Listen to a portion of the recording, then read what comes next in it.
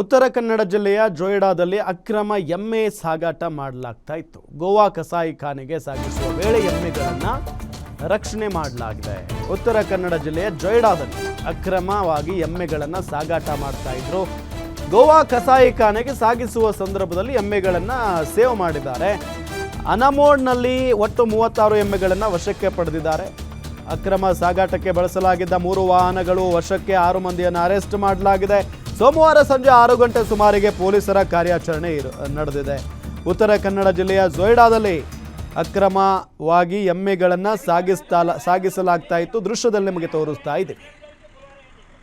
ಗೋವಾ ಕಸಾಯಿಖಾನೆಗೆ ತಗೊಂಡು ಹೊಂಟಿದ್ರಂತೆ ಎಮ್ಮೆಗಳನ್ನು ಅಕ್ರಮವಾಗಿ. ಅನಮೋಡ್ನಲ್ಲಿ ಒಟ್ಟು 36 ಎಮ್ಮೆಗಳನ್ನು ಈಗ ರಾಮನಗರದ ಪೊಲೀಸ್ನವರು ವಶಕ್ಕೆ ಪಡೆದಿದ್ದಾರೆ.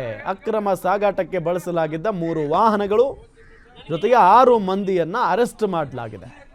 ಸೋಮವಾರ ಸಂಜೆ 6 ಗಂಟೆ ಸುಮಾರಿಗೆ ಪೊಲೀಸ್ನವರು ಈ ಲಾರಿಗಳನ್ನು ಜೊತೆಗೆ ಎಮ್ಮೆಗಳನ್ನು ವಶಕ್ಕೆ ಪಡೆದಿದ್ದಾರೆ.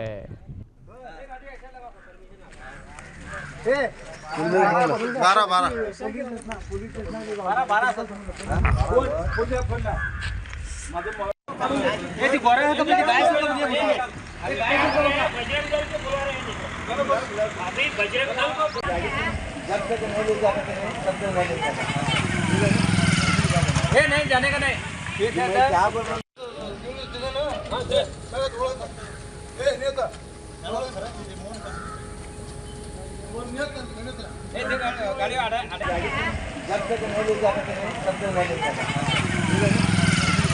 नहीं जाने का नहीं ठीक है क्या बोल रहे